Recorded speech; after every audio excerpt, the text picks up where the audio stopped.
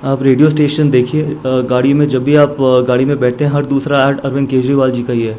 Television पे देखिए, हर news channel पे दूसरा ऐड अरविंद केजरीवाल जी का भी है। इस समय में भी अगर आप सारा पैसा एडवर्टाइजमेंट पे लगाएंगे, दिल्ली की जनता का लगाएंगे, आप जिन लोगों से रिक्वेस्ट कर रहे हैं प्लाज्मा डोनेट करने के लिए, आप उनको पर्सनली भी फ़ोन कर सकते हैं। सारा डेटा आप ही के पास है, उससे आप पैसा भी बचा सकते हैं। और प्लस जो पैसा आप अपनी एडवर्टाइजमेंट पर लगा रहे हैं, मैं बहुत समय से ये कहता जा रहा हूँ, जब ऐसा पैंडेमिक आता है या ऐसी महामारी आती है, तो हर एक पैसा जनता की सेवा में जाना चाहिए, रादर देन अपने एड शूट पे या अपने एडवर्टाइजमेंट पे। और ये बहुत अनफॉर्चुनेट है। थोड़े महीने पहले आपने बोला कि आपके पास पैसा ही नहीं है सैलरीज देने का, फिर आपने बोला कि दिल्ली में तो 5.5 लाख केसेस हो जाएंगे।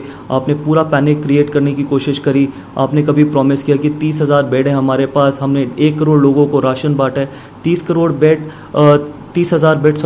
बेड आपके पास थे, तो फिर एचएम की इंटरवेंशन के बाद ही क्यों 10,000 बेड का आइसोलेशन वार्ड खोला गया, 1,000 बेड का और आइसोलेशन वार्ड खोला गया?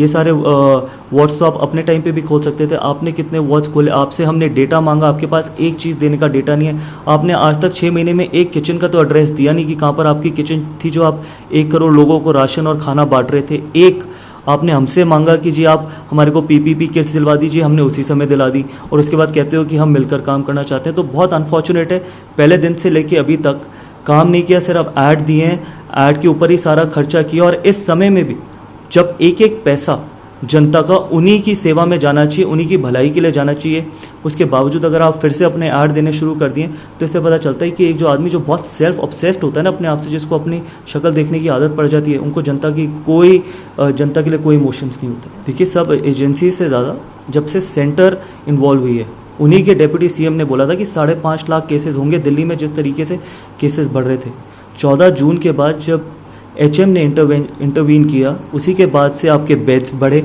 उसी के बाद से कैपिंग भी हुई हॉस्पिटल्स में, उसी के बाद से अग्रेसिव टेस्टिंग भी हुई, उसी के बाद चीज़ें बेहतर होनी शुरू हो गई। तो उससे पहले भी तो चीज़ें बेहतर हो सकती थी। ऐसा क्या हुआ कि एचएम के बाद ही चीज़ें बेहतर होनी शुरू हुई हैं? उससे पहले चीज़ें आउट ऑफ कंट्रोल चली गई थी। आपने तो एक समय ये भी बोल दिया था कि जनता को कोरोना के साथ जीने की आदत डालनी पड़ेगी। उससे पहले आपने इतने बड़े बड़े प्रोमिसेस किए कि 30,000 बेड हैं, और हाई कोर्ट में जाके आपने बोला कि आपके पास 2 या 2,500 बेड हैं। आपने बोला कि आप 1 करोड़ लोगों को राशन बांटते हो, 25 लाख माइग्रेंट्स दिल्ली छोड़ के चले जाते हैं, और कितने माइग्रेंट्स को आपने वापस बुलाने की कोशिश करी है? आप यूपी को देखिए, 16 लाख माइग्रेंट्स वापस अपने घर आए हैं, यूपी ने वापस बुलाए। आपने कितने लोगों को बुलाया?